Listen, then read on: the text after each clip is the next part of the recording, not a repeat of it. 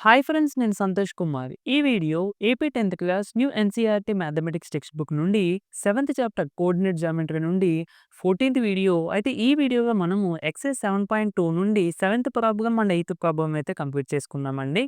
కంపల్సరీగా previous videos చూడండి friends. ఈ చాప్టర్కి సంబంధించిన ప్లేలిస్ట్ యొక్క లింక్ డిస్క్రిప్షన్లో ఇస్తాను. అదేవిధంగా previous chapters real numbers, polynomials, pair of linear equations, quadratic equations వీటితో పాటు semester 2 chapters introduction to trigonometry, some applications of trigonometry, surface areas and volumes ఇవన్నీ చాప్టర్స్ కూడా మన ఛానల్‌లో ఉన్నాయండి. మీ కొత్త సిలబస్‌కి సంబంధించినవి.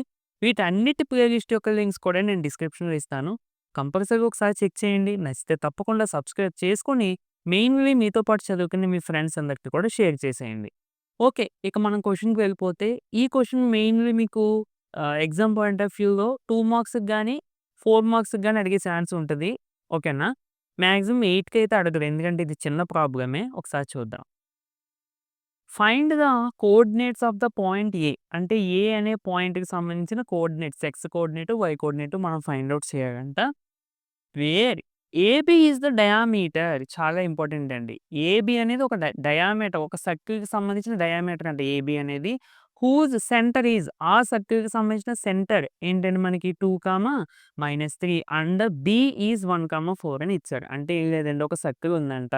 అందులో ఏబీ అనేది డయామీటర్ అంట. డయామీటర్ అంటే ఏంటంటే మనకి రేడియస్‌ని డబుల్ చేస్తే అప్పుడు మనం దాన్ని డయామీటర్ అని అంటాము.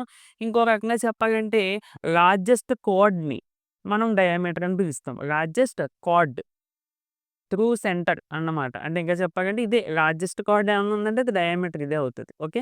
ఆఫ్‌కోర్స్ ఇలా కూడా డ్రా చేసుకోవచ్చు కదా డయామీటర్. ఇలా కూడా డ్రా చేసుకోవచ్చు కదా. ఎలా అయినా డ్రా చేసుకోవచ్చు. బట్ ఇలాగే కేవలం ఇలా డ్రా చేయడానికి కారణం ఏంటంటే మీకు బాగా అర్థమవుతది. చూడడానికి, అర్థం చేసుకోవడానికి మనకి ఈజీగా ఉంటది. ఓకేనా? అందుకని.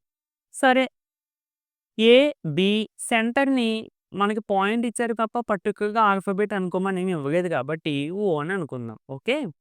సరే. Given AB is the diameter of the circle A అనే పాయింట్ యొక్క కోఆర్డినేట్స్ మనం కనిపెట్టాలి. అవేంటో మనకు తెలీదు కాబట్టి ఎక్స్, వై అని అనుకున్నాం. బి పాయింట్ ఇచ్చేసారు అండ్ సెంటర్ కూడా ఇచ్చేసారు. సో, ఇక్కడ అబ్జర్వ్ చేస్తే సెంటర్ అంటే సర్కిల్ యొక్క సెంటర్ అనేది ఏకి, బికి మిడ్ పాయింట్ అవుతది. అవునా కాదండి? ఎందుకని? ఇక్కడ సెంటర్ నుండి దీనికి ఇది ఏమవుతది? రేడియస్. సెంటర్ నుండి ఈ పాయింట్‌కి మధ్య డిస్టెన్స్ ఏమవుతది? రేడియస్. అంటే ఇది రేడియస్సే, ఇది రేడియస్. అంటే ఈ పాయింట్ నుంచి ఈ పాయింట్ ఎంత దూరంలో ఉందో, ఈ పాయింట్ నుంచి ఈ పాయింట్ కూడా అంతే దూరంలో ఉంది. So, this is the mid point of A and point B అంతే. ఓకే. ఇక్కడ అదే రాస్తాం. Clearly C is the mid point of AB. So, first ఏకి, బికి మిడ్ పాయింట్ కనిపెడదాం. ఓకే. సో, ఏ రాసుకోండి, బి రాసుకోండి. x1, y1, x2, y2 అనుకుని మిడ్ పాయింట్ ఫార్ములా వేసుకొని ఇప్పుడు x1 అంటే ఎంతండి? ఎక్స్ ప్లస్ x2 అంటే ఎంతండి? 1/2 y1 అంటే y ప్లస్ y2 అంటే 4/2. మరి మిడ్ పాయింట్ అంటే జనరల్‌గా మన ఫార్ములా అప్లై చేస్తే ఈ రెండిటికి వచ్చిన మిడ్ పాయింట్ ఇది. కానీ క్వెషన్‌లో మనం అనుకున్న దాని ప్రకారం సి అనేది సి కాదు. ఇక్కడ ఓ మాట. ఓకే. అంటే సెంటర్‌ని ఓ అనుకున్నాం గదా! ఓ అనేది ఏకి, బికి మిడ్ పాయింట్ అవుతది. అవునా కాదండి? ఓ యొక్క కోఆర్డినేట్స్ ఏంటి? 2, -3 అంటే మనం ఏం చేసుకోవచ్చు? ఈ రెండిటికి ఫార్ములా ద్వారా వచ్చిన మిడ్ పాయింట్, అలాగే క్వెషన్‌లో ఇచ్చిన ఇన్ఫర్మేషన్ ప్రకారం ఉన్న మిడ్ పాయింట్‌ని ఈక్వల్ చేసుకోవచ్చు. ఎందుకంటే 2 మిడ్ పాయింట్సే కాబట్టి. అందుకని చెప్పి మిడ్ పాయింట్ ప్లేస్‌లో నేను ఇది రాసుకున్నానండి. సో, ఇప్పుడు ఎక్స్ కోఆర్డినేట్స్‌ని ఈక్వల్ చేయండి. అలాగే వై కోఆర్డినేట్స్‌ని కూడా ఈక్వల్ చేయండి. ఎందుకంటే ఎక్స్ కనిపెట్టాలి, వై కూడా కనిపెట్టాలి మనము. అప్పుడే కదా మనకి కోఆర్డినేట్స్ ఆఫ్ పాయింట్ ఏ వస్తాయి. సరే. 2 = x + 1/2 అలాగే -3 = y + 4/2. ఓకే. ఇప్పుడు 2ని 2/1 అని రాసుకోవచ్చు కదండీ. అలాగే -3ని -3/1. సో, క్రాస్ మల్టిప్లికేషన్ చేసేస్తే x + 1 × 1 అంటే x + 1 = 2 × 2 4. అలాగే y + 4 × 1 అంటే y + 4 = 2 × -3 -6. సో, +1 అటుపక్క పంపించేస్తే -1 అలాగే +4 అటుపక్క వెళ్ళిపోతే -4. సో, 4 - 1 అంటే 3, -6 - 4 అంటే -10. So, coordinates of the point ఏమవుతాయండి? 3, -10. Okay friends. Next eighth question అండి. ఇది చాలా ఈజీ క్వెషనే. కాకపోతే అడిగే విధానం వేరుగా ఉంటది కొంచెం. అంటే మనం ఆల్రెడీ సెక్షన్ ఫార్ములాకి సంబంధించి ప్రాబ్లమ్ చేసాం కదా! అలాంటిదే ఇది కూడా. కాకపోతే కొంచెం డిఫరెన్స్. ఓకేనా? ఒక్కసారి అబ్జర్వ్ చేయండి. ఇది మీకు 8 మార్క్స్‌కి అడిగే ఛాన్స్ కూడా ఉంటుందండి. సో, చాలా ఈజీ క్వెషన్. చాలా ఈజీగా మార్క్స్ తెచ్చుకోవచ్చు. ఒక్కసారి అబ్జర్వ్ చేయండి. ఒకసారి క్వెషన్ చదువుకుందాం. If A and B are అని చెప్పి ఏ పాయింట్ ఇచ్చారు. అదే ఏ కోఆర్డినేట్స్ ఇచ్చారు. బి కోఆర్డినేట్స్ కూడా ఇచ్చేసారు. Find the coordinates of the P. మనము పి యొక్క కోఆర్డినేట్స్ కనిపెట్టాలంట. సచ్ థట్ ఎలాగుంది మనకి సిట్యుయేషన్ ఏంటి?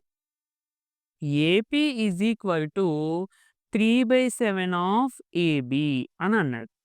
And P lies on the line segment AB అని అన్నాడు. ఓకేనా ఫ్రెండ్స్? అంటే ఇక్కడ ఏమి లేదండి. ఏబీ అనే ఒక లైన్ సెగ్మెంట్‌ని పి అనే పాయింట్ డివైడ్ చేసిందంట. మనకి నార్మల్‌గా క్వెషన్స్‌లోని ఈ రేషియోలో డివైడ్ చేసింది లేదా 3:4 అని, 1:2 అని, 2:3 అని రేషియోస్ ఇచ్చేస్తారు కదా! ఇక్కడ ఏంటంటే డైరెక్ట్‌గా రేషియో ఇవ్వకుండా ఇండైరెక్ట్‌గా మనకు ఒక క్లూ ఇచ్చారు. దీని నుంచి రేషియో తెచ్చుకొని అప్పుడు మనం ఈ పాయింట్ యొక్క కోఆర్డినేట్స్ కనిపెట్టాలి. అంతే కదా! Find the coordinates of P అన్నారు కాబట్టి మనం దీని నుండి రేషియో తెచ్చుకొని దీని యొక్క కోఆర్డినేట్స్ కనిపెట్టాలి. అంతే కదండీ! రేషియో తెలుసుకుంటే మనకి ప్రాబ్లమ్ అయిపోద్ది. ఎందుకంటే ఈ కోఆర్డినేట్స్ 2 ఉన్నాయి కదా! లైన్ సెగ్మెంట్‌కి సంబంధించి 2 ఉన్నాయి. అండ్ రేషియో తెలిస్తే ఈ పాయింట్ యొక్క కోఆర్డినేట్స్ వచ్చేస్తాయి. సరే ఒకసారి చూద్దాము. గివెన్ అని చెప్పి పాయింట్స్ రాసుకున్నాను. Next let coordinates of P అంటే పి కోఆర్డినేట్స్ ఆఫ్ పి మనం ఫైండ్ ఔట్ చేయాలి. అంటే అవేంటో మనకు తెలీదు కాబట్టి ఎక్స్, వై అని అనుకున్నాను. ఇప్పుడు ఏబీ అనే లైన్ సెగ్మెంట్‌ని ఈ పాయింట్ డివైడ్ చేసింది. ఓకే. ఏ రేషియోగా డివైడ్ చేసిందన్నది మనకు తెలీదు. ఓకేనండి. ఏ పాయింట్ రాసుకోండి, బి పాయింట్ రాసుకోండి. సరే. గివెన్ చూడండి జాగ్రత్తగా అబ్జర్వ్ చేయండి. AP is equal to AP అంటే అర్థం ఏంటండి? Distance between A and P. అంటే దీన్నే మనము M1 అని, దీన్నే మనం M2 అని అనుకుంటాం కదా! అదన్నమాట. సరేనా? అది లాస్ట్‌లో మనం రాసుకుందాం లెండి. Okay. AP is equal to 3/7 of AB అని అన్నాడు. అంటే అర్థం ఏంటండి? ఇక్కడ ఫ్రెండ్స్ ఇలాంటివి వచ్చినప్పుడు మనం కొంచెం జాగ్రత్తగా ఆలోచించాలి.